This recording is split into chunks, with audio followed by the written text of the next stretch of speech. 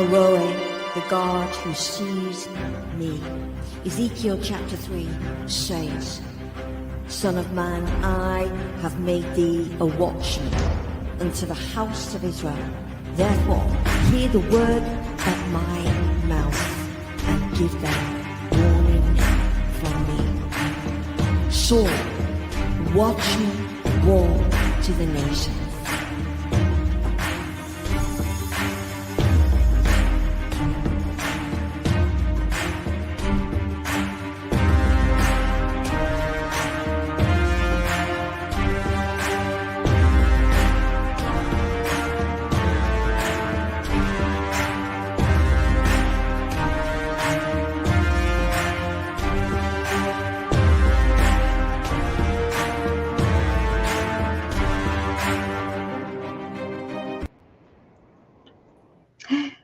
Well then, Norman, we're live. I'm just going to introduce you and then I will go behind the scenes and share this so that people know we're here. I'm trying to find us on the Watchman. Aha, I can find us.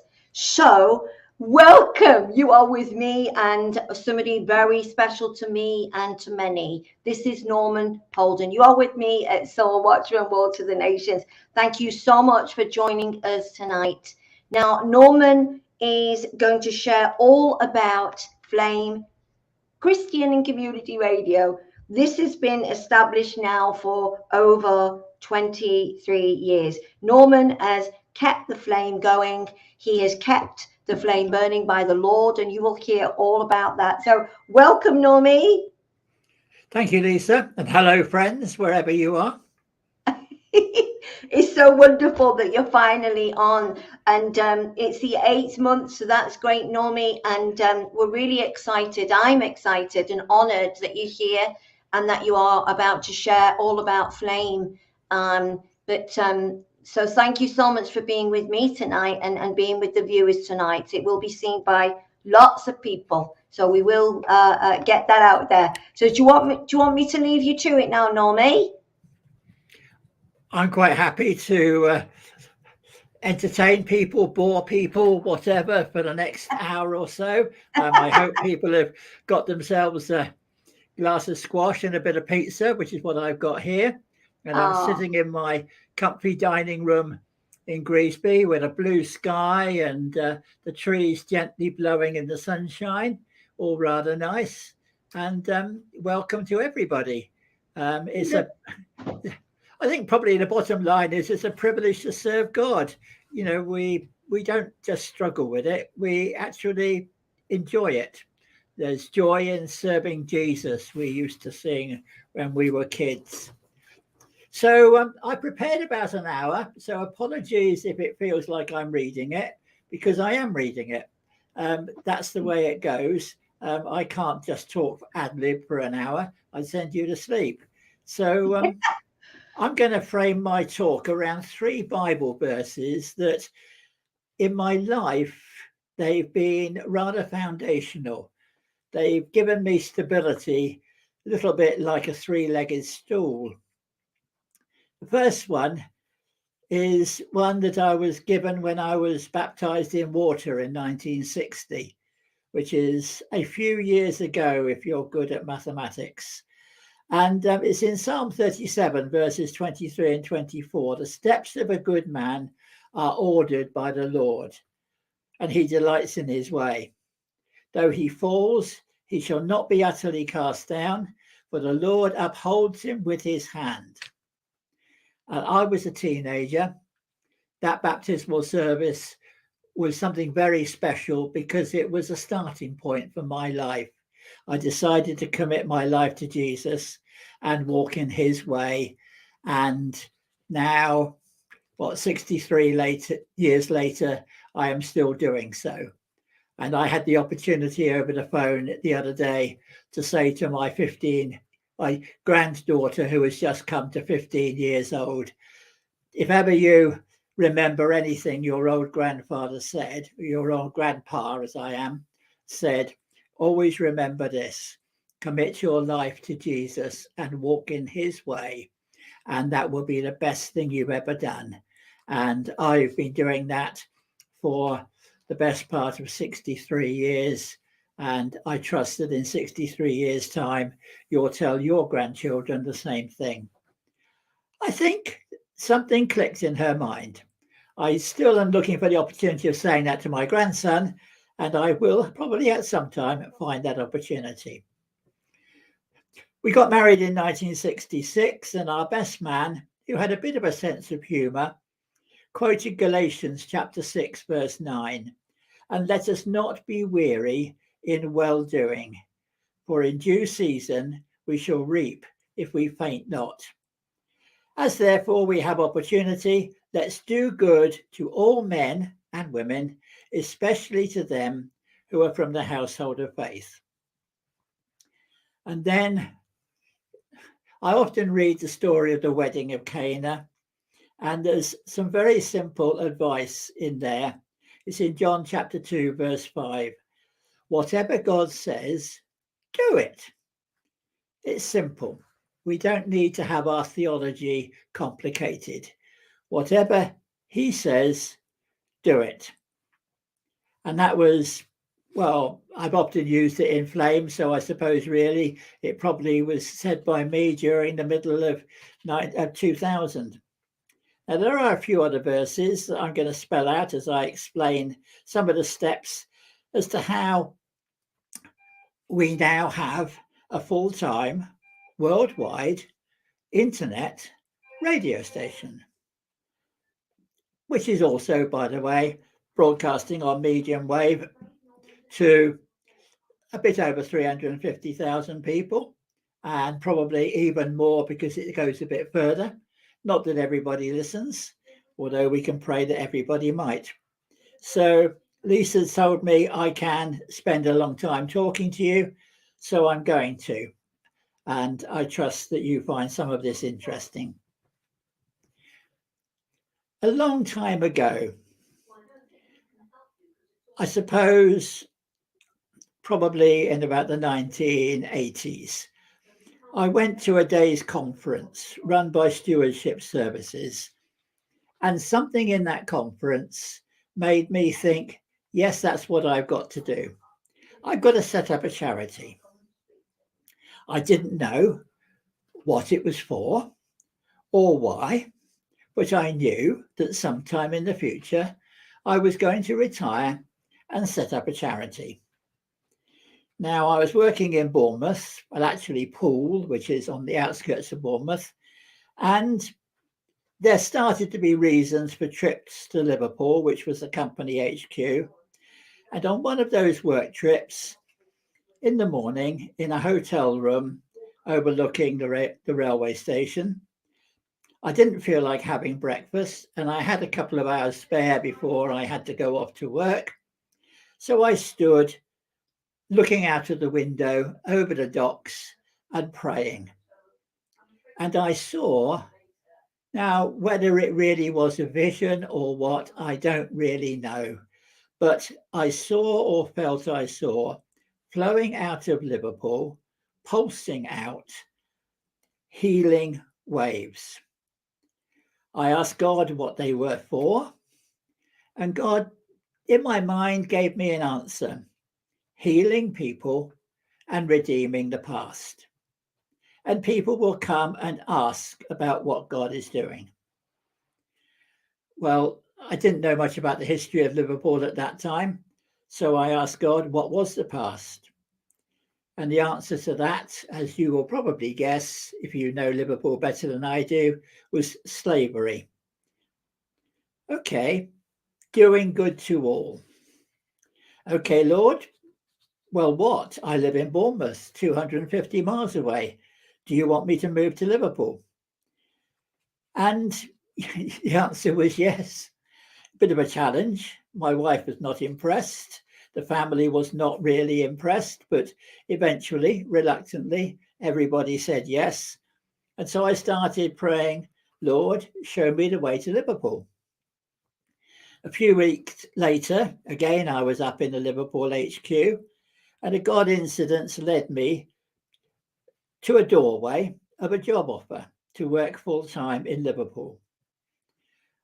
I knew a particular man in Liverpool called Norman, And I thought in my mind, I ought to go and find him. Well, he wasn't in his office. He wasn't anywhere I could find on site. So I gave up at about 7 o'clock in the evening, wandered out to the car park to drive off to my hotel. And as I wandered out to the car park from one door, he wandered out to the car park from another door, and our paths literally crossed. He turned to me and said, "Hello, Norman, what are you doing?" And I said, "Hello, Norman, I'm looking for a job in Liverpool." And he said, "Oh, okay. Well, I've just finished today a job application description for working with my team. I think it would suit you. Would you like to have a look at it? And I'll not put it into personnel. I'll give you a chance for the first offer." So I looked at it and I contacted him later and said, "Yes, please." And within 2 months, I started to work for him. 2 Normans in the same team. That's confusing enough for anybody. But all the details fell in place. God spoke to me and said, "Go to Hoylake." I didn't know where Hoylake was. I didn't even know where the Wirral was, but I found it. And we found a house. Beryl came up and looked around with me, and we found the house we're living in now, which is just really down the road from Hoylake. And God was ordering my steps, just like that verse in Psalms. That was 1989. Okay, what about that charity? Well, I had to wait. My son and I built up friends amongst Liverpool church leaders, but there was no real interest in any charity that we had in mind. We worked with people who were praying for Liverpool, the Household of Faith, and I went to many, many prayer meetings, people praying very, very fervently about Liverpool at that time in the 1990s. We got involved in church activities, leadership of a Baptist church, etc. And after 10 years, a window opened. 10 years, though, it took. 2 things happened. I was given a leaflet describing an opportunity for setting up a radio station. Premier Radio had decided to have a project in 2000 for the millennium, setting up many short-term Christian radio stations. The head of Premier Radio came up to our church to Wirral, partly because his sister was a member of the church, but also he came up to preach. And that sermon spoke directly to me. It was like putting the last piece in a jigsaw. And talking afterwards, Peter Kerridge, that was the person's name, gave me the impression that he knew that he was going all the way to Liverpool to speak to one person, not to a church, but to one person. And that person turned out to be me. Wasn't I a privileged person? A few more steps ordered by the Lord. So we started to put radio plans together based upon what Premier were wanting to do. Now, it's easy to talk about, but it is very, very hard to do it. And as I drove into Liverpool many, many times to work, there was a big banner on the side of the John Moore's university thing as I drove up Edge Hill. To hope is not to dream, but to turn dreams into reality. That said a lot to me. I kept seeing it every time I drove up Edge Hill. To hope is not to dream, but to turn dreams into reality. And I thought, okay, what have I got to do to turn dreams into reality, to do with radio?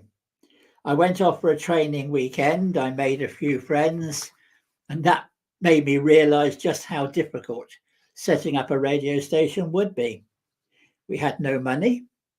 We needed a lot of favor from key people.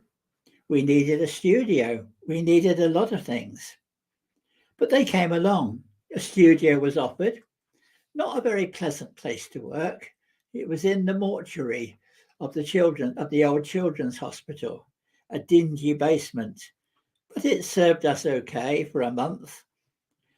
We identified a transmitter site on top of a hill, but we needed permission.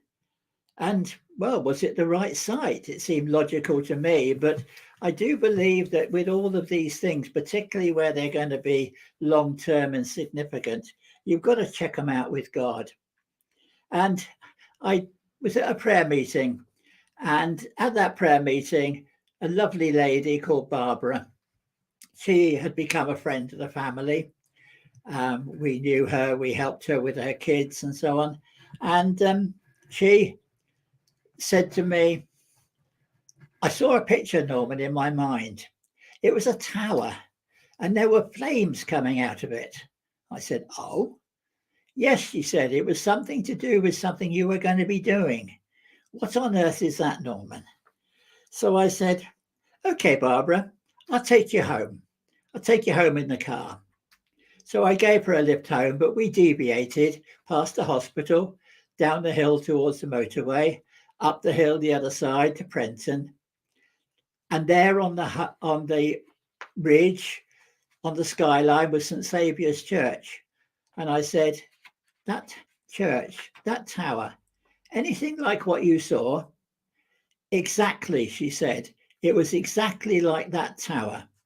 Now, if you know Wirral yourselves, you will know that St. Saviour's Tower is very distinctive.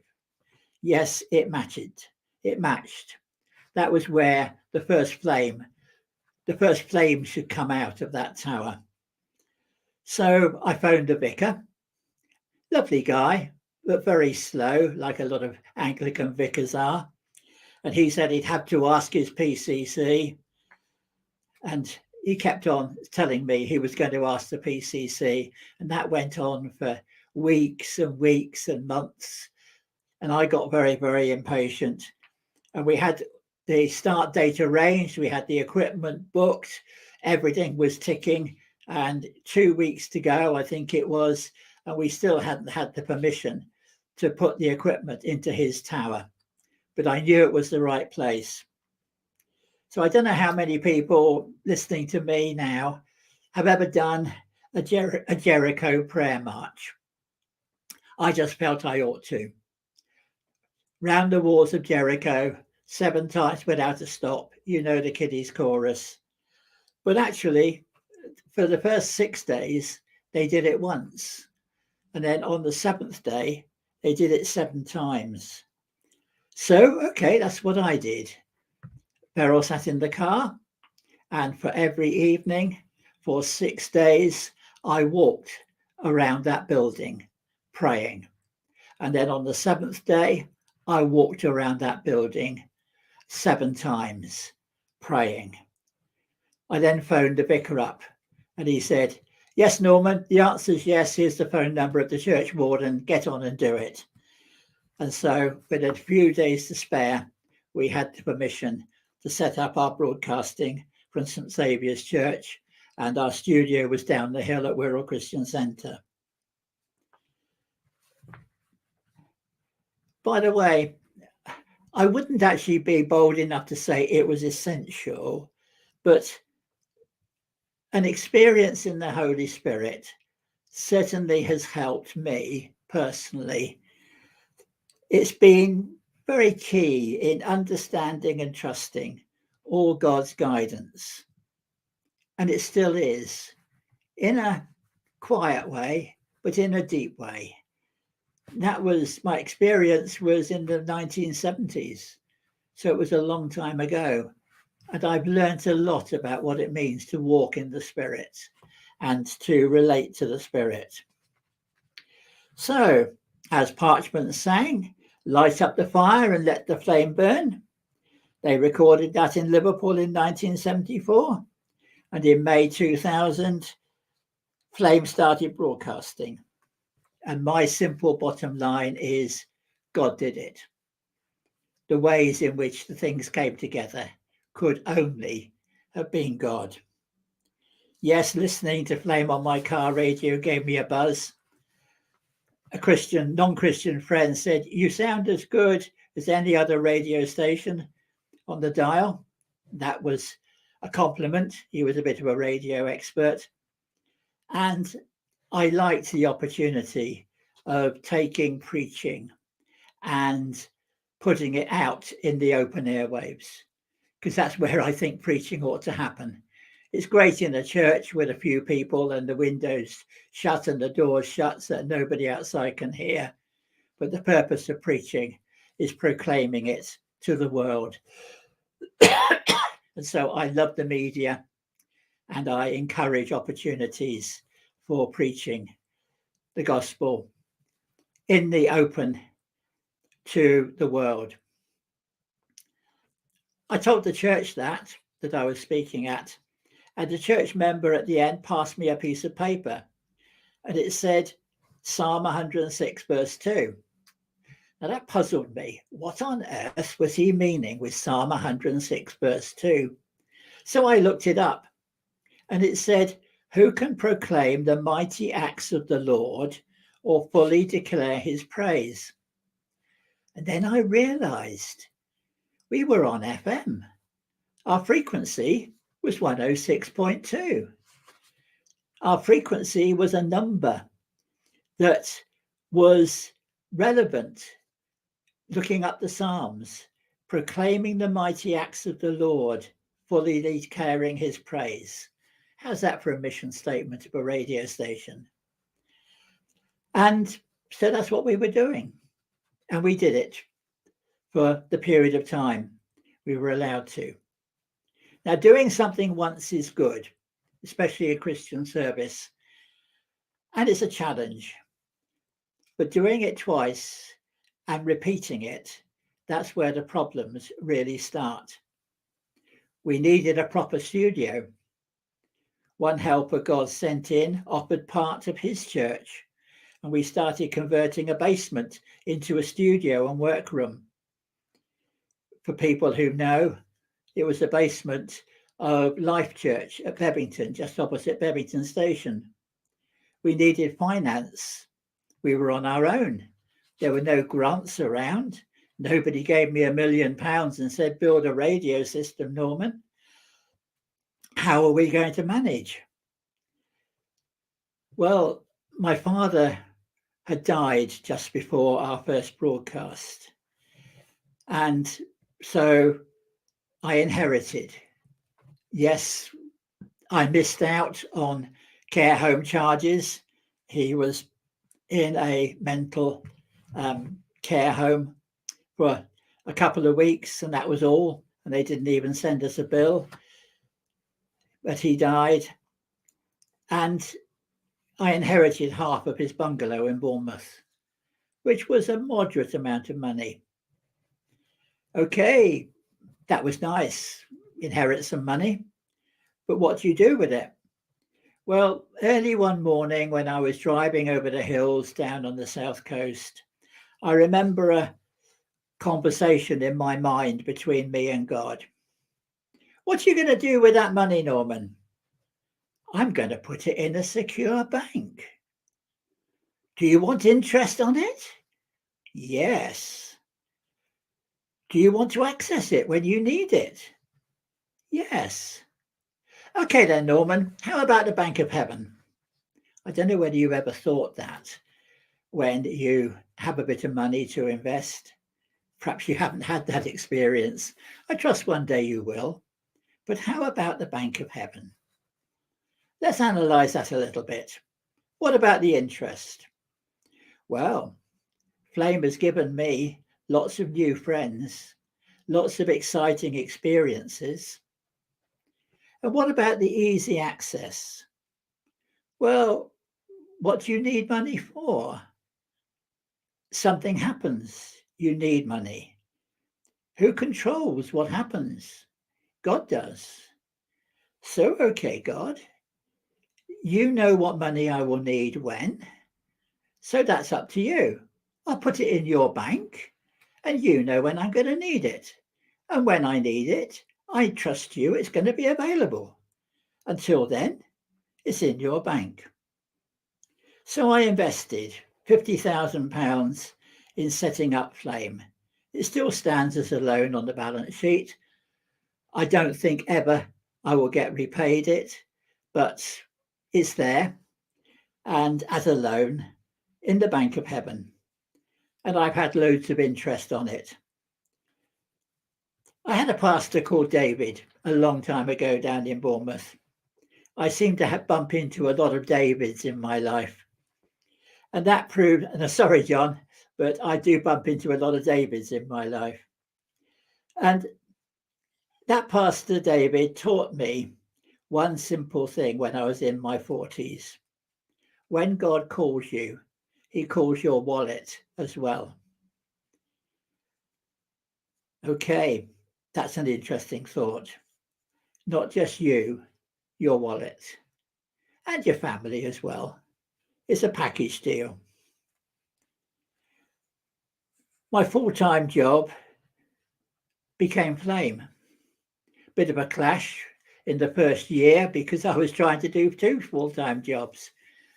I was sitting in the car park just outside the studio with my laptop doing work, ready to jump in and make sure the right thing was happening on Flame. My work colleagues jokingly called Flame Radio Norman, and they actually listened and used to rag me about it. But okay, they got the gospel. They got some Christian music. It was different. And just after, well, I suppose really we were through the demise of GEC and Weinstock and the downsizing of Plessy in Liverpool, joining in with other companies, Siemens and so on.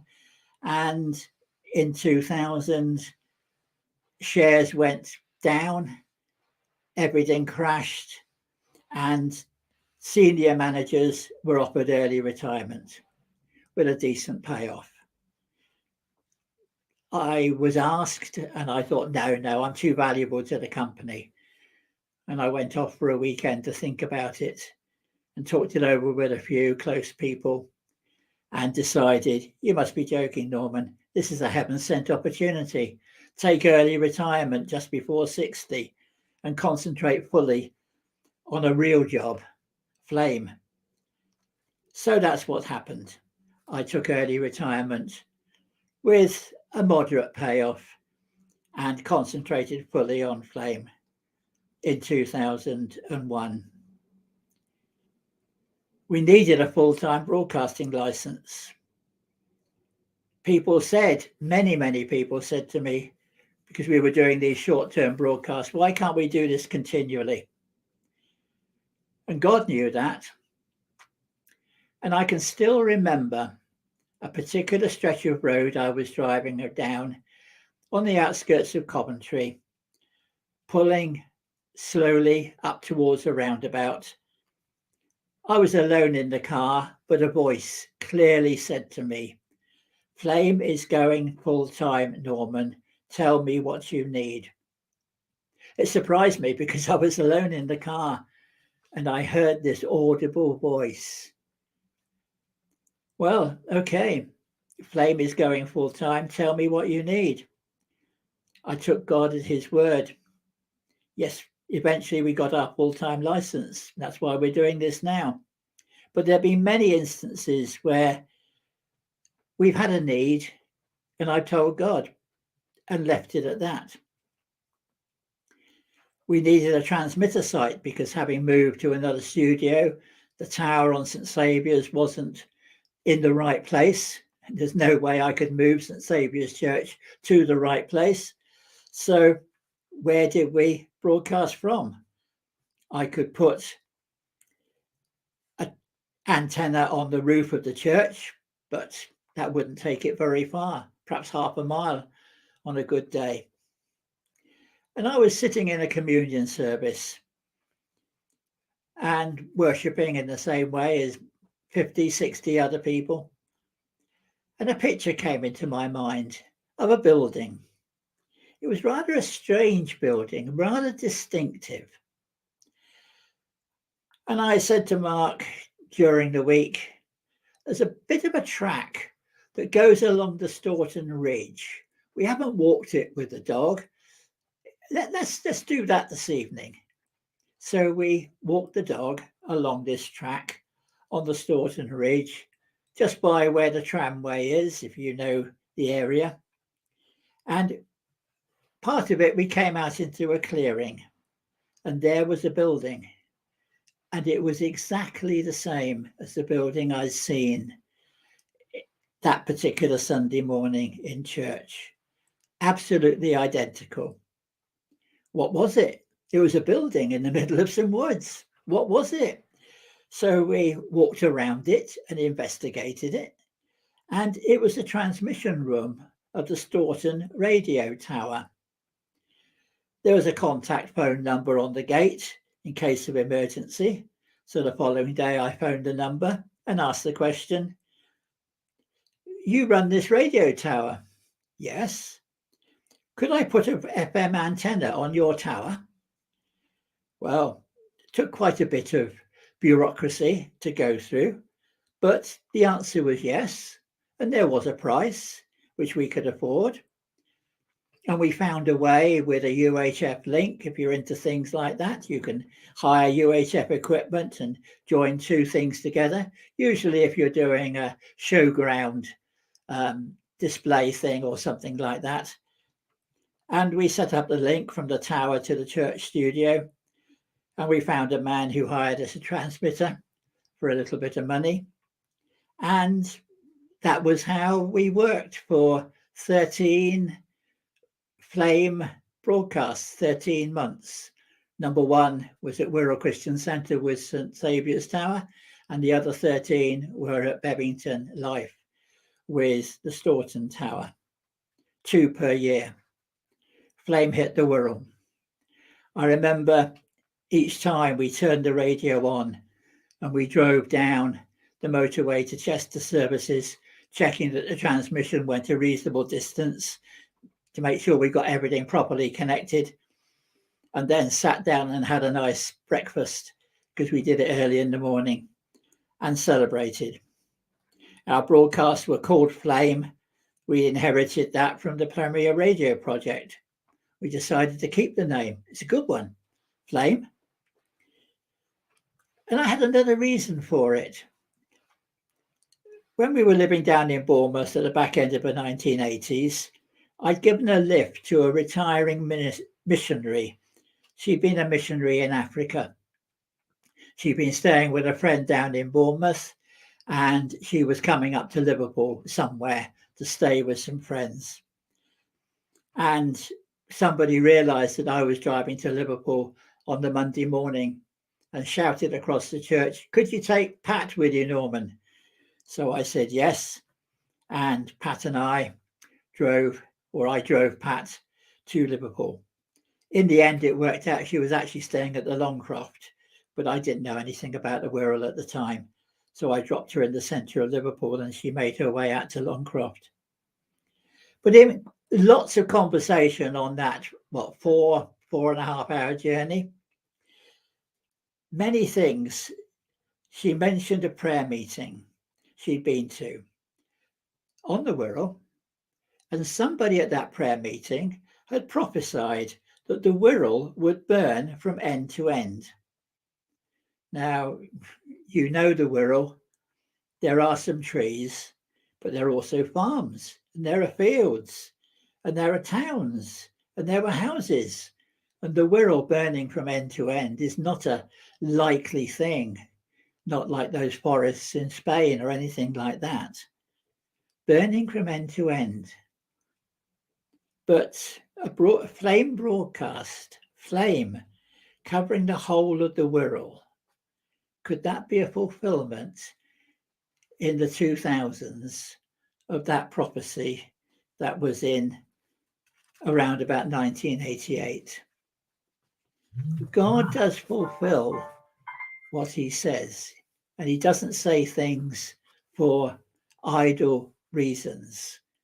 And sometimes it isn't completely as we would naturally understand, but he says things for reasons. And that, to my mind, became a little bit of a milestone of I'm on the right track. You know, if you're out walking and you come across a milestone, and it gives you a sense of, oh yes, I'm not going the right direction. I'm on the way. Just before the first flame, I went to tea with a person who became a friend. In fact, he helped me with setting up the first broadcast. He was training at Manchester University to become a broadcaster and an engineer. And Mike Smith now works for the BBC in Manchester. And you'd hear his name if you actually listened to any questions on Friday evening of last week, because he was mentioned as the lead engineer for any questions wherever it was last week. So he gets his name mentioned on the radio sometimes. Well done, Mike. And by the way, his mum and dad do actually come and do some programs for Flame on occasions. So anyway, I sat down at tea, and this man found out what we were going to do. And he said to me, I'll tell you this. The first thing you must do when you broadcast is acknowledge Israel. And then God will bless you. Bit of a conditional thing, and I'm not sure God always does give us conditional things like that, but it's stuck in my mind. Acknowledge Israel first, and God will bless you. So every time we started a 1 month broadcast, and every time we ended the 1 month broadcast, we played a Jewish track, worshipping Messiah, and we prayed for the peace of Jerusalem. One team member had a friend called Jennifer Neville, and Jennifer started providing us with a weekly 15 minutes focus on Israel. She's been doing it for the best part of 20 years. Other people have come along and added an Israel focus, including programs on the Balfour Declaration, Jill and Ed Walker. Lisa champions Israel in Flame. Paul Calvert in Jerusalem provides interviews for us. He's really a member of the team, I suppose, in a way. He lives in Jerusalem, as he says, 5 minutes from where Jesus was born. And he provides interviews with people in Palestine and Jerusalem. And recently, of course, we've found Nathaniel, a friend in Jerusalem, who's a part-time tourist guide. And we play a lot of Jewish music. So, okay, that was another lesson learnt, something I never really thought about, but God seemed to just stick it in front of me and said, do this. There is a verse in Malachi chapter 3, verse 10. It says, try me now in this, and then paints a situation that was happening at the time. But I take that verse seriously, that we have the opportunity of trying out God, giving it a try, and it's always good. So, Flame, I told you about Premier, I told you about the year 2000, we were given the name. We added FM on the end of it to distinguish with other flames, and now Flame CCR, because we can't be FM because we're not on FM, we're on medium wave. CCR though, because we're Christian and community, which Ofcom likes because it's community radio. And besides that, Christian and community enables us to play secular music. And I always find it difficult knowing what a secular track is and what a Christian track is. So it avoids that difficulty. And also we can involve all sorts of charities. So Christian first, community second. And we drop it on many occasions just to Flame Radio, because when we're on the internet, that seems reasonable to line with our website. The interest bit, well, I met many friends. Wirral's a big place, many churches, many people. We got to know Christians, but radio seemed to be a magnet that drew men to come and offer help. With all respects to people who might be listening, radio tends to be a man thing. And a lot of things in church are not men things. So radio is quite distinctive as being a man thing. There's Keith with his 60s music, Derek with Bible teaching, and Andy, who sadly died. He loved heavy rock. Another Mark, Brian, who ran GBS and sourced lots of Bible teaching. And some of them are still in the Flame team and advising me on what to do and how to do it. Because it's far more than just sitting behind a microphone. But, Flame will always be a Gideon's army of small people, a small team, a Gideon's army, a small team, dedicated people, usually looking a bit tired with a few worries. And then you get many people who come and add to the broadcasts. We do get occasionally the opportunity of talking to church leaders. I had the opportunity of going to Churches Together, and in the end became secretary and administrator of Churches Together on Wirral, and that's demise, sadly. But I still get asked, how is Flame, Norman? By many people I come across at many Christian meetings. And a lot of them, old age has caused me to forget their names, and I have to try to work out who they are. I seem to collect David's. One became a prayer partner, and there's one and there's also David Hyam, who keeps the schedule going. I think Derek introduced him to Flame. Apart from the Keith with his hospital radio, I don't think any had actually broadcast before, but then neither had I. So it's a talent that you have a go at and discover. And we do have listeners. Usually we don't hear about them. Very occasionally we get a complaint.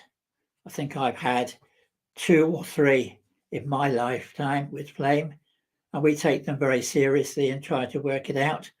But one complaint we had in the early days was, why do you switch off at midnight? Well, I had to try to explain that we needed sleep. Rather limited sleep, because we started again at 7 in the morning. So you try running something till midnight, then driving home, dropping somebody else off on the way, having some sleep, getting up, picking up the same person, driving them back to the studio and turning on again at 7 a.m. You don't get very much sleep in that. You try doing that for 2 or 3 weeks in a row, and you will know what tiredness really is. So we had to start inventing. We didn't have computers like we have nowadays, but we did have long play videotapes. And I remember during the daytime recording onto a long play videotape, CDs with music, speech bits, and then leaving them running overnight, praying that the Lord will look after them. We went home. We held out our hands towards the studio door just as we were leaving, and we prayed, Lord, you never sleep, so please watch over this broadcast while we do. And we drove home to bed. And God always answered that prayer. When we came back in the morning, it was still working. And the listeners were happy. We've got a lot better since. It's amazing the way computers in the past 20 years have revolutionized the way that we work. We've got programs on local heritage, and those came about because I applied for a grant from the lottery fund. Now, people will actually say, oh, why did you do that? But it is a way that funding actually happens. And I was actually told by the people, you're not asking for enough money, ask for more. So I did. I added training and I added equipment, and an assessor came to Wirral to meet the team and sat down and said, well, what you're doing and how you're doing it and so on. And in the middle of that meeting, a guy called Aram dropped in. Now, Aaron occasionally dropped into the studio, but I never knew when he was going to. He dropped in and said, hey, Norman, can I have more CDs with my story on? Now, Aaron he'd recorded his story, which I did, and we actually broadcast it occasionally. and I put it onto a 60-minute CD for him to give to his friends or sell to his friends. He was brought up in Iraq. He was actually born in Nineveh. And we recorded his story and put it on CDs. And he often came and asked me for more. And I think probably overall, we've done about 300 copies of his CD. I think that impressed the assessor because we got the grant. Why Aram dropped at that time, I don't know. God's in control, isn't he? These things happen. And then something happened to do with the slavery. I had a phone call from somebody in the John Newton Foundation. They'd heard about us. And the result of all of that was 4 15-minute programs on the abolition of slavery for some anniversary thing that we did. Perhaps that was part of the initial vision, redeeming the past, a bit of the healing ways vision. I don't really know. But through those and many other situations, I learnt to go with the flow, follow the way the Lord leads, and enjoy it. I think that's the important thing. I do say to people, I've learnt more about the Lord since I launched out into serving him in flame than I had in my earlier 40 years of life. I became part of a group who were pressurizing the government to allow Christians full-time radio, called the Christian Broadcasting Council. And in 2005, government legislation was passed and Flame applied for a full-time license. Hooray, you say, but we were rejected. That was strange. The thing we've been working for and dreaming of and working towards, and we were rejected. That puzzled a lot of people. It puzzled me as well. Why, Lord? Why bring us this far? And then we get a no. But, okay, God is in control. You have to believe it. You have to take the no's as well as the yeses. The church we were in as a studio, that was rent-free. And the leaders there just told us to go. But somehow we kept on for a couple more years. The church leaders kept reminding us that we had to leave, but our listeners kept phoning the church office and asking us to be able to continue broadcasting. And our 14th broadcast happened to be at Easter. And many of our listeners phoned and told the church minister, how dare you stop Flame from broadcasting at Easter? That is not good. Why? And the minister got rather embarrassed by all of that, actually. But it was true. And we got the permission to, okay, you can broadcast at Easter, but then you'll have to go. I had a lovely prayer partner, I still have, called Barbara. She's very elderly now and doesn't come and directly get involved with Flame, but she does pray for Flame, I know. And during a prayer time, she had a picture. God gave her a picture in her prayer time. And she phoned me with these words, the flame bears will be safe in their cave during the winter. And then in the spring, they will go out into a spacious place the Lord has prepared for them. That was a great reassurance to me. God had something that was going to happen. Didn't know what it was, but something was going to happen. Try me in this. Trust me. Steps of a good man are ordered by the Lord. I will sort it out. Doing good to all. Don't be weary in well-doing. And there was another bit of the picture which she didn't tell me at the time because she didn't think was relevant, but actually it was. The place was down by the river. Yeah, interesting, isn't it? Our studio is fairly close to the river. I don't know if you've noticed. Now, 2007 was a very interesting year to me. And at the beginning of the year, I was at a men's away weekend up in the hills of Czech Republic, I think. And I remember sharing the challenges I faced during that year. And I said something like, I think I'm going to have to let the Lord write my diary for this coming year. There's going to be eviction from our studio. We've got to apply for that full-time license again. And the hospital specialist wants to book me in for open heart surgery. And I can't put it all together, not this year. You're going to have to sort that out, Lord. And God did. We did our last 1 month broadcasting at Easter, number 14. And then we moved out of the studio just in time for the heart surgery in June, which I needed, which I got through. And Ofcom, in their wisdom, decided to have a summer holiday, delay the closing date of a license application till September. And then late in December of that year, we had the good news of success of the license application. God wrote the diary that year. I couldn't have put those together in that sort of order. And God still does write the diary many times for me. I've learned to do what God wants, do all that he wants, but do only what he wants. The studio move was a miracle. We were broadcasting at Easter and we were coming towards the end of our time and we didn't know what was going to happen. And a friend stuffed a piece of paper in my pocket and said, phone that number, Norman. And the result of that was a meeting with Peter McGrath.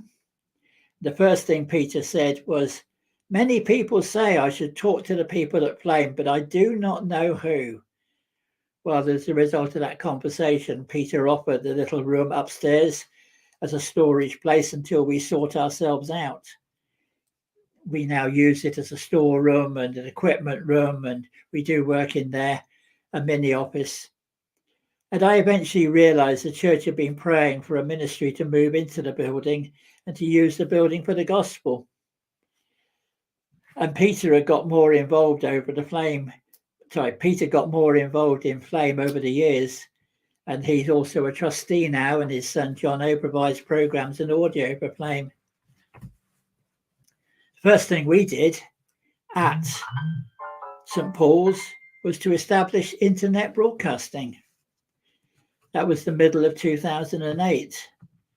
Now, the church has that great big text on the outside, John 3:16. It's clear to see from the railway, and it's been there since the 1950s, I think.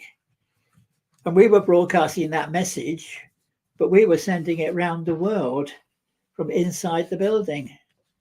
I enjoyed putting together a jingle, Flame Radio, round the clock, round the year, and round the world. And I listened to Flame in my car on medium wave. I listened to Flame on my mobile phone in the car. I listened to Flame at home on Alexa. And I'm amazed just how smooth, mostly reliable, and good quality it is. But it has been difficult, and I know just how the Lord has enabled. I'm amazed. But then perhaps Noah was amazed when he had built the ark and it actually floated. So we're not unusual when God says do something and we do it. There have been times of struggle. I do remember a time just before we started broadcasting Flame. I was working over in the USA in Pittsburgh, and I used to drive my car, hire car, to and fro the place of work. And I listened to Christian radio. It was where I got a lot of the ideas from as to what Christian radio really was. And I just pulled up by the side of the road and cried and said to the Lord, I can't do this, Lord. I can't do this. Take it off of me. Take it off of me.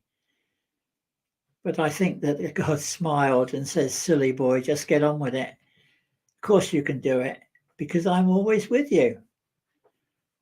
And I jokingly do say to people that when God asks you to do something, the only answer you can actually give is yes.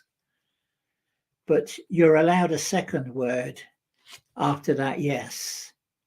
And that word is help. And God does help. So I'm going to get on to the story. I hope you're still there. If you're not, then you're missing the second half. But I'm getting on with the story. Ofcom controlled the frequencies for official use, and they issued a broadcast license. And we had to do that. And without a license, people are pirates. And so they're liable to have equipment seized and their heavy penalties. It's easier now, but in the early days, we did have quite a few clashes with the pirates. We actually did meet some rather dark people. We put the word out that we were licensed and hoped the pirates would enjoy our Christian music. But we also hoped that the authorities we protested to when a pirate got in the way enjoyed listening to us. And I had a few interesting phone calls with the pirates and with the authorities. And I learnt then that prayer before and after phone calls is often quite a good idea.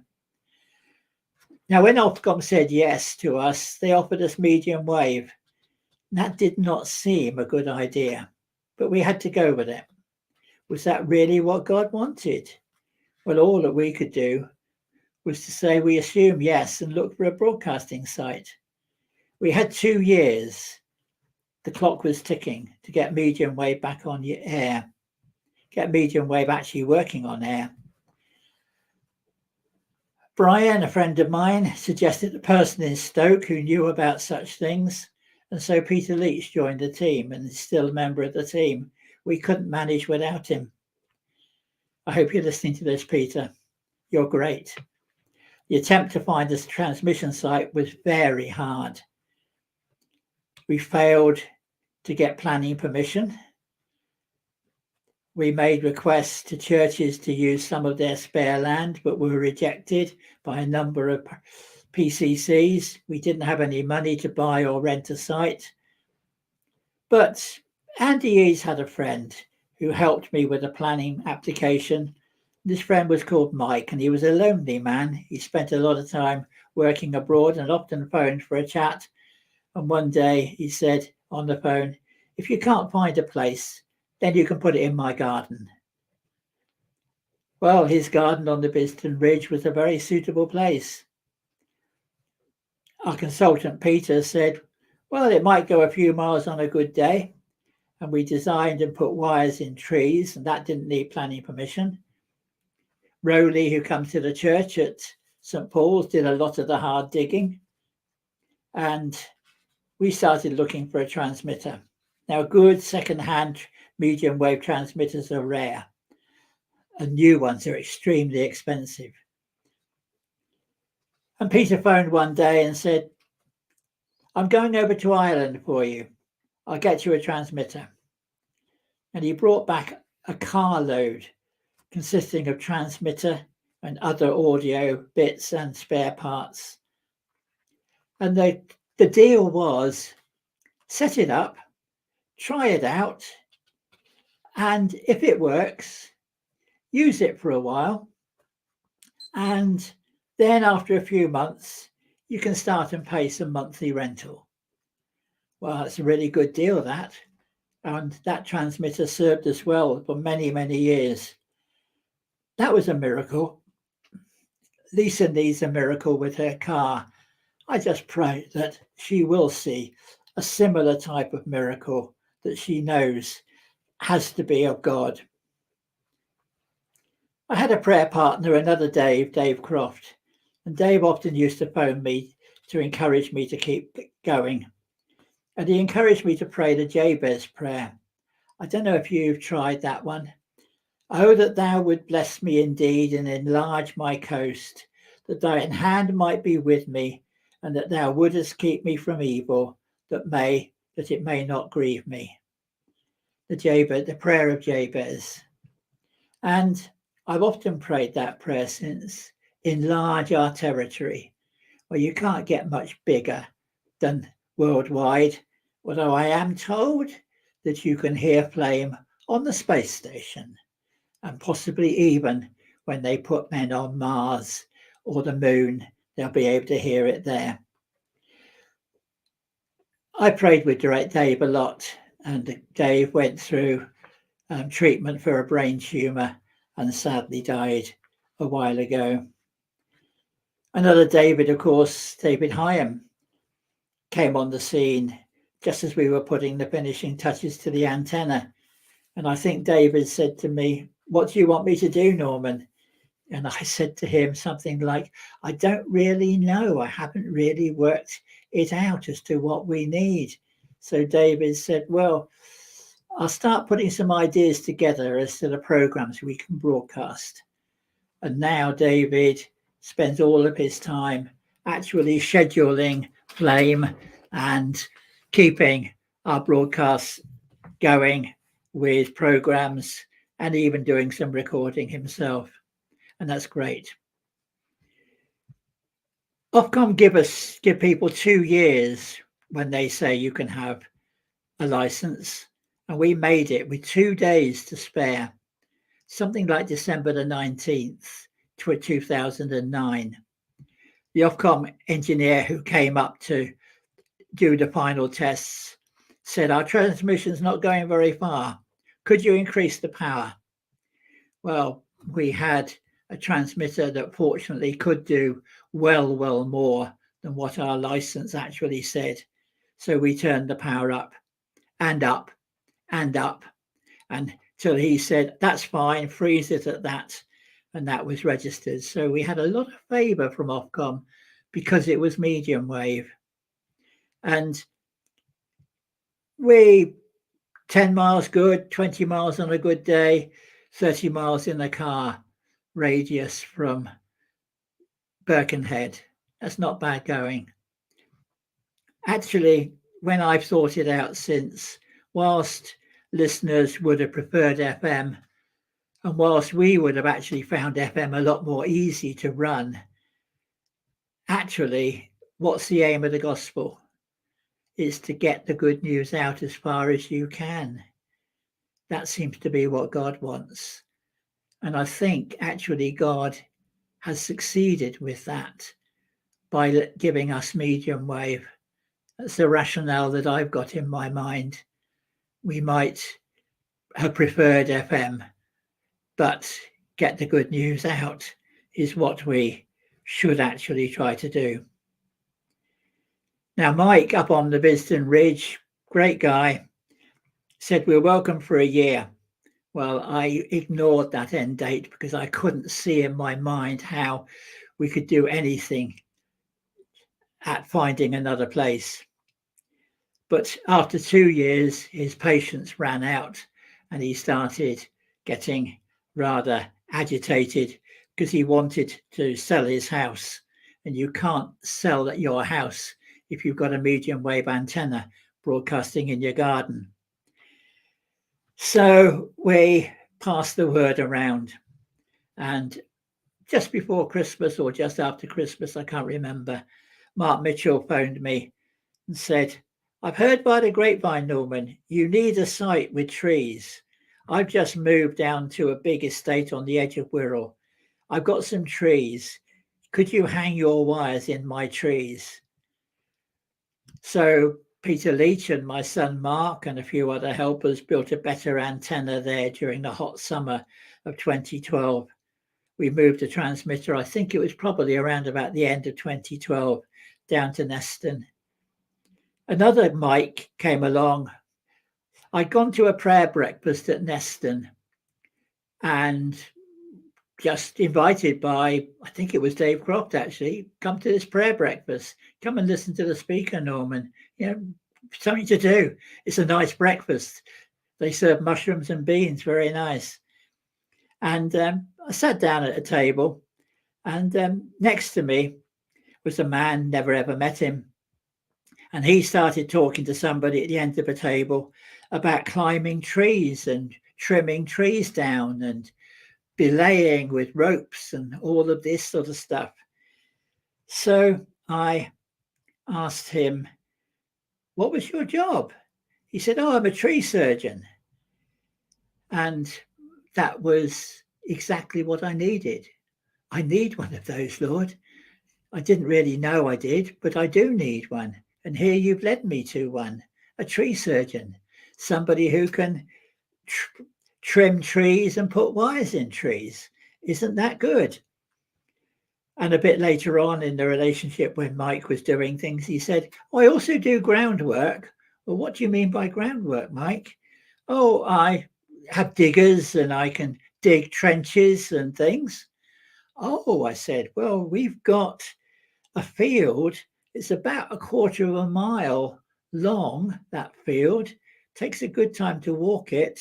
And we actually need to lay a cable underneath the grass so that the sheep can still eat in the field. We need to dig the cable at an appropriate depth, and 1/4 of a mile is a long way with a spade to dig a trench, particularly in the sort of clay that's down there in Neston.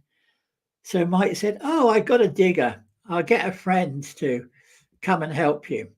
Well, we tried 2 diggers and they wouldn't actually do anything to the clay. So we got a bigger digger. And in the end, they brought a digger over on the back of a low loader from Wrexham, I think it was, for a day. And they dug the trench and we put the cable in the trench. And I thought, this is going to cost me a bomb. You know, I mean, I know what it costs to hire a small tool for a day. This would, you know, really, really break my bank balance. But I said to him at the end of the day, how much do I owe you for all of this? Oh, I've just been calling in favours. Give me 100 quid just to pay the driver. That'll be all right, Norman. It's okay. So I don't know if anybody else knows anywhere they can hire the sort of diggers that you see on motorway sites that arrive on low loaders from a place 40 miles away, and for a guy to actually work for a day with it and then to take it back again at the end of a day. I don't know whether anybody else knows somebody who'll do that for 100 quid. Quite amazing, isn't it? Another God incidence. And by the way, landlord Mike was patient. We paid him some money and eventually he found a wife and he didn't move house. But sadly, his wife died not very long ago. So Mike is a little bit of a sad story. At St. Paul's, we're temporarily broadcasting from the corner of a church in the cold. But I found a building. I found that the building had been used downstairs for storage. It was called the Inasmuch Room. People from there had provided food and kitchen equipment to churches in Germany after the war. You look up Matthew 25, verse 40. Verily I say to you, inasmuch as you've done this to one of the least of these, my brethren, you've done it to me. And I actually met the man whose father ran that charity after the war. We built studios into that church hall, the Inasmuch Room. Mark, another friend called Simon, plus a bricklayer, I think that was another Mike, built internal walls, Mark did all the wiring. And I remember spotting that there was a bricked up window. So I had that partly unbricked, and that's the window in Studio 1 we now enjoy having. We put Studio 1 into use in September 2011. We added heating in 2013, Studio 2 in 2014, and we've got the green room that Albina often reminds me needs finishing, and I have no ideas as to when that's going to happen. All in God's good time. There's actually a song written with that title, All in God's Good Time. And it's something we need to learn. All in God's good time. We've got to learn patience. God doesn't have our calendars. God doesn't have our watches. God doesn't have our time scales. But on the other hand, his timing is perfect. He doesn't have an endless pocket either. All of the building we did was done at minimum cost. And really, in a way, that's part of the original vision. People will come and see what God is doing and be amazed. And I still believe that people who come into contact with us are surprised as to what we've actually managed to get going. I had one of the Ofcom people came to check up on us, and he commented that our studios were a palace compared to what some other community radio stations have. And that's a good testimony. You know, we are in that spacious place. St. Paul's is a spacious place. The prayers hang on the walls that Christians have prayed down through the years. I've spent a long time thinking about how the miracle of fame happened, but actually our listeners don't really bother. I think this is probably the first time for a long time that I've sat and recounted in detail the steps that we've actually been taking, the steps of a good man ordered by the Lord. You know, people don't really appreciate it. They just turn the radio on and they'll moan if it's not really very clear or a bit scratchy. They don't realize the depth behind it. Now, Chris Cole in Cross Rhythms, I have met with Chris quite a number of times in the past, and Chris often comes up with some interesting phrases. And one of the ones he came up with one day was content is king. And I think that's worth remembering. Content is king. Yes, we got to do all the practical things, all the studio things, all the antenna building and so on. But what is important is the message we carry. Content is king. Yes, we gathered a lot of music, 70,000 tracks, a good proportion of Christian ones. Nowadays, you can download them from Spotify, YouTube, iTunes. In the early days, we just borrowed people's CDs and we had some gifts and we occasionally bought them. And there were people in distributors who sent us CDs, got a lot of Vineyard CDs, Kingsway Music when they existed, a lovely Christian there who used to send us copies of CDs and even pictures that we put up on the wall. It doesn't happen nowadays. It's just Spotify and that's it. But we don't just play Christian music. And that's something I want to leave you thinking about. Christian music will probably send most Christians to sleep. So we need people who can talk the gospel and who say what God leads them to say. Yes, we put out 70-80% music in our programs, but there's a significant speech content. And we've learnt that very few people want to actually listen to long sermons. And nowadays, if they do so, they can go on YouTube like this, or they can go on the internet for long sermons. They don't want long sermons on the radio. What they want are interesting, partly music, but partly a bit of chat. And 15-minute teaching programs we've developed. There's a digestible. We have music that says, we have programs that says, let's break for music in them. And I've learnt ways of putting together what I think are interesting programs, as well as the gospel, personal testimonies, speech content, Bible teaching, Bible history. The purpose of radio is educate, entertain, and inform, and that sums it up. So we entertain the Christians, but we inform them what other Christians are doing. And we do some teaching appropriate to all denominations. Many listeners come across us accidentally, and many listeners are not Christians. And although we have our licensed purpose that we serve the Christians with a Christian message, God actually wants us to spread the gospel. I went to a joint churches prayer meeting in Wallasey in the early days. We don't seem to have those nowadays. I wish we did. But anyway, I went to one in the early days and I felt God say, open the windows and let the good news out. That's interesting, isn't it? Our community license says we're on air for the Christian community. So we have programs that educate about Christianity. Now that used to happen in schools, but it doesn't happen nowadays. It used to happen in Sunday school, but there aren't big Sunday schools nowadays. But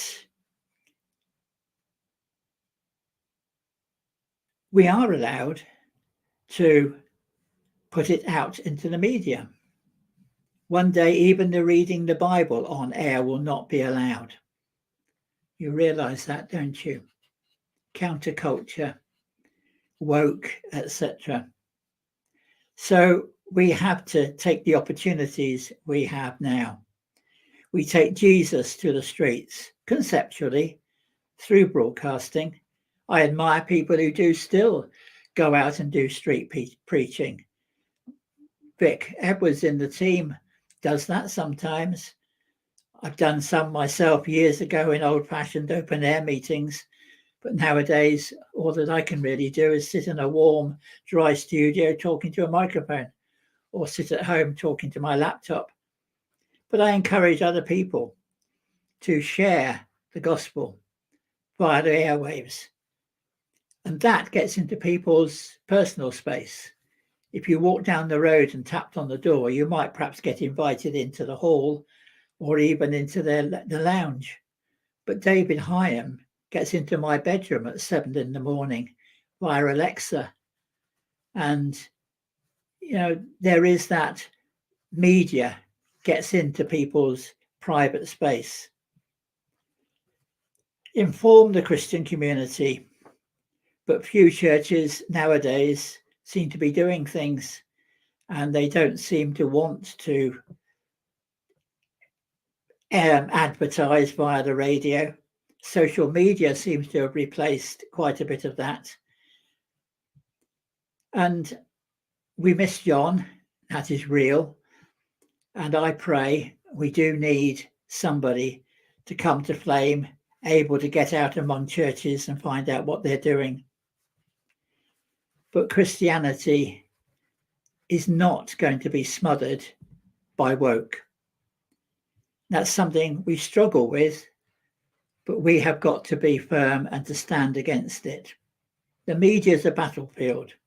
The powers of the air are strong and seriously bad, more and more so nowadays. Even the BBC, bless them, is heavily biased towards gay and modern morality. But Christian radio is a light in a dark world and needs to burn brightly. The enemy's happy for churches to stay in their safe indoors, talking to themselves.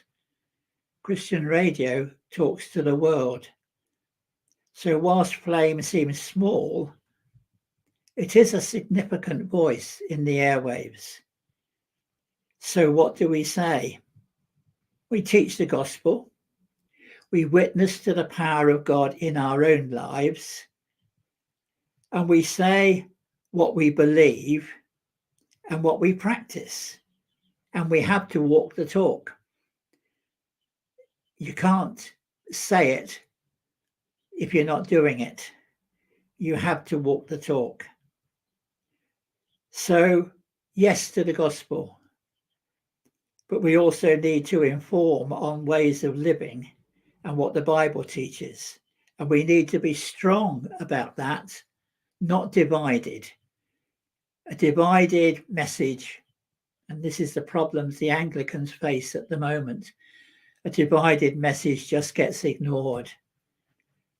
A talk about it, debate it, even the question as to whether the first two words of the Lord's Prayer confuse people. I was very puzzled at that, but bless him, the Archbishop of York raised that the other day. Our Father, should we say that in the modern society? And I thought, wow, you're going that strange. You know, how woke can you get when you start saying things like that? Conform and go with the culture. But Christians have always been counterculture. We believe we have the truth and we need to express it. So hence on Flame, you will hear people talking about morality, clean living, simple living, covering hot issues like abortion, assisted suicide, helping the poor, biblical marriage, championing families, encouraging fathers, the place of sex, gender identity, the pervasive gambling trait, all of those things that Jesus would be saying if he was sat in the studio with a microphone. And often those things are not said in our church pulpits. But we do have free speech. We are licensed to express the gospel, and we're accountable to God for that gospel. We should not suppress it in our own lives. We should speak freely of it, and we should practice it. I'm challenged by the parable of the talents. I'm in for the well done, thou good and faithful servant words of the gospel. For using wisely 24/7 worldwide airtime that the Lord has given us, not burying it in a field, not staying silent in the airwaves. And I treasure the opportunity to say over the airwaves, Jesus said, I am the way, the truth, and the life.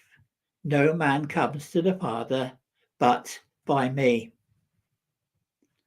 And how often do you hear people praying on the radio? Well, you will if you listen to Flame. I was challenged by God in 2018. You have an extra day of broadcasting this leap year, Norman. You should fill it with prayer. Now, I did a quick thought, and I thought 24 hours of prayer would not be interesting to any listener, even the most fervent Christian. Not at all. But I did a quick calculation, and I reckoned that 4 minutes each day spread over the year corresponds to a totality of 24 hours.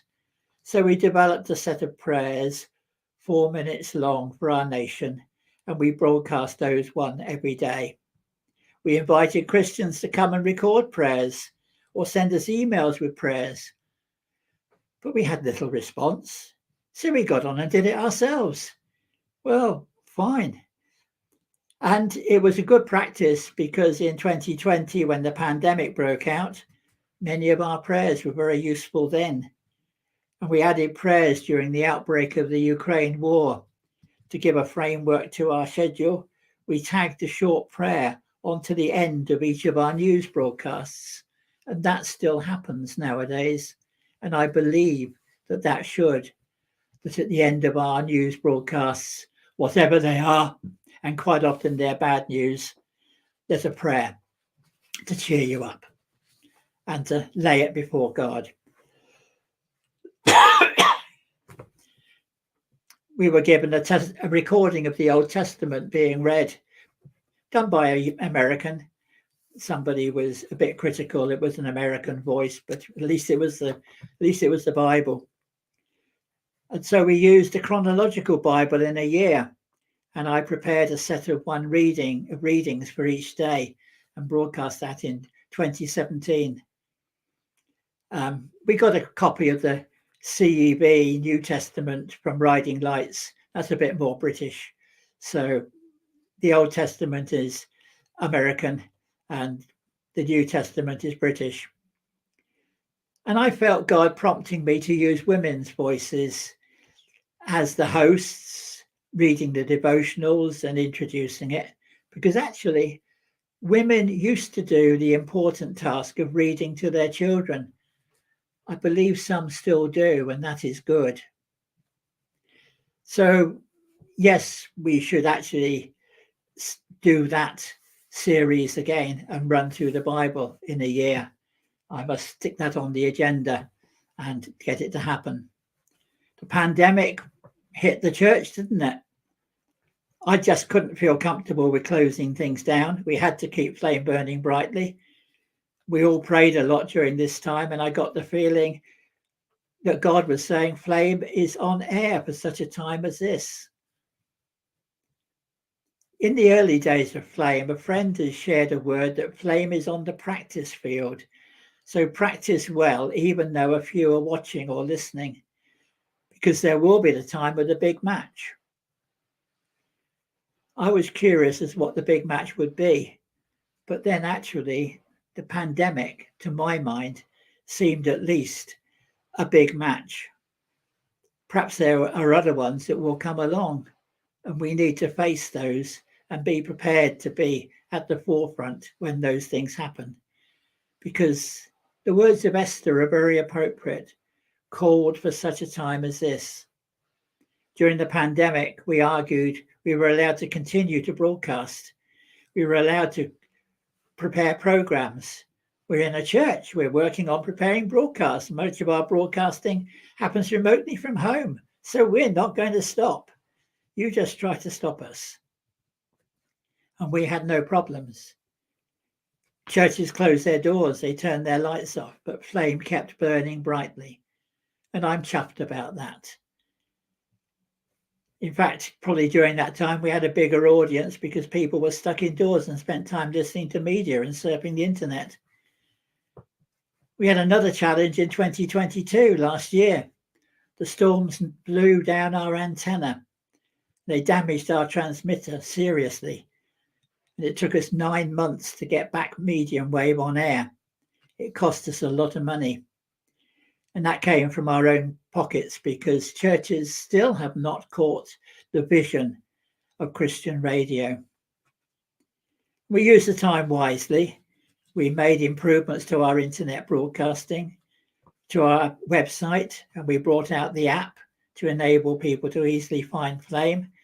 And in a way, I think God turned that disaster into an opportunity because he certainly guided us to helpful people who had a lot of technical wisdom. Yes, we did get threatened by Ofcom's wrath, but we did keep them at bay just and made them happy again when we got back on air last September. So now 2023, our prime method is internet. That's 24/7 and it's worldwide. A change from our simple beginnings. Medium wave still continues, but it has a limited lifetime. DAB is out in the foggy mists, like the hills of Wales. We don't really know when, whether it will really come to Liverpool or not. And of course, as you know, my own personal life changed. This is my retirement job. I had 2 other jobs since I was 18. I retired when I was 57 and started my 3rd job. This time it's unpaid, but it's the best job ever because I'm serving the Lord, the best boss of all. And God's an enabling God. I proved that. He's enabled me to continue Flame despite health problems, open heart surgery, mini stroke, then thrombosis in 2018, which meant emergency leg amputation to save my life. But the Lord reassured me that I would be able to continue the work. And he was right, as he always is. The steps of a good man are ordered by the Lord, and he delights in his way. Well, I've got to work that one out with 1 leg, Norman, and a pair of sticks. But I can still make a few steps. And I trust that most of the time I delight in his way. And I try to smile and try to be careful. And I try to cheer other people up. I spend a lot of time at home managing Flame, doing program production in a wheelchair like I am this evening. So thanks for listening. Been a long time. Sorry about that. I hope you hung on there. God bless you. And love to meet you face to face sometime. Normie, that was so good. I can't say I'm being biased here, but because I've really thoroughly enjoyed every Gideon speaker, but I think that was the best one. So thank you so much, Norman. Can you hear me? Yeah, you're welcome. We bless you. It was a sweat to put together, but it's actually good to recount. Hitherto has the Lord helped us. Amen. And it's good to recount those things. We do get subsumed by all of the problems that hit us. but to look back and say, God's helped me through all these bits. Yeah. He'll help me through the next one. That's right. You're an absolute testament, keeping this place with the Father, walking in his spirit and keeping it burning for 23. And please, that is a message and a testament to many to keep going, that, you know, sometimes it's not easy, but if you hear the Lord, he will fulfill it. If it's his vision, he will do it. But there is an investment. You've invested a lot. And imagine what your mansion's like. In heaven. Hey, I'm looking forward. That, I'm looking forward to that, and I'm looking forward to meeting my other leg. Hey, when you're there, whenever that will be, you'll be running, you'll be doing all sorts. So praise the Lord. But not yet, Lord. But can I ask you to pray for everybody, because there's some people who have things birthed in them that's not quite birthed out yet. They're pregnant with it. They have a vision. They're ready-ish, but they're ready for the next steps. Can you pray for them, Norman? Can they catch the mantle, for Norman? Lord, I just pray that people will be bold and they will be strong in their faith and in their reliance upon you, and to know God to an extent that they trust him completely, that when God says do something, they go off and do it, whatever it is. Might be something they've never ever done before in their lifetime. But also, Lord, help people to realize that each day of our life is part of a training experience. And that's building up us into who we are at this moment nowadays. And that God, when he opens the door for another step forward, will actually use things from the past, things that we have learnt, and we will be enabled to do what he asks us to do. You said very simple words, follow me. And that, to my mind, implies a feeling that you go before, because we're following you. We're not ahead of you. We're not necessarily even by the side of you. We're following you. And help us, Lord, as we are followers of the way, followers of the truth, but help us to be bold and willing to say yes and to prove that God is real in our own lives and that God will help us each step of every day. And we value each individual day. And we just pray that, God, you will use us, big or small, whatever it is, use us to serve you. Amen. In Jesus' mighty, precious, holy name, amen and amen. And listeners, if you agree with that, then you say a yay and amen. Norman, do you have an email address? If people would like to come and do a broadcast or sow to the ministry, not be asking for any of that, or help in any way, or please, what is your email that they can contact you? I'm contactable on the Flame email, flameccr@gmail.com. And I'd quite happily chat with people. I'd happily talk over the internet. I'd happily do the best I could to treat somebody to a cup of coffee somewhere and to have a chat with no reasons of wanting to drag them into anything, but just a friendly chat, trying to be supportive. I think that perhaps is a ministry I'm called to do, to just chat with people. Definitely. In fact, I'm going to say this, and we shared it, didn't we, at the St. Paul's, when we did the Thanksgiving for another year at Flame. But the Lord, and we speak about it often, Norman, don't we, where the Lord told me that it is a specialist care place, Flame, and people come in. In fact, the whole church is a hospital for people, and the Flame is definitely a specialist care place for those to receive specialist care. Only the very best for his children, says the Lord. And that's what he told me. Yeah. Okay. Yeah. Are we ready to go? Yep, I'm ready to go. Thank you so much, Normie. Love it. I'll send you the link, but I'm sure you'll be able to see it. And Okay. I know that Martin's been on. Can I just ask the people, does anybody have any questions before we go? I've got a bit of cold pizza here. Go on, you have your pizza. Does anybody, any of the listeners, and yeah, thanks. Fiona's on. We've got Christina. We have Amy Gray from London, Norman, Robert Porter, or Rob's on. Michael Meneses from India, who is on. We have Vicky Shepherd on. We have your Mark, who's been on. We have Lawrence, who is a street pastor. He's a pastor, Lawrence. So he's been on, and many others. So does anybody have a question before we round up for our Normie about Flame Radio? If not, you can contact us at www.flameradio.org. You can get your Flame app. It is free. It is costing you nothing. You are receiving the gospel free.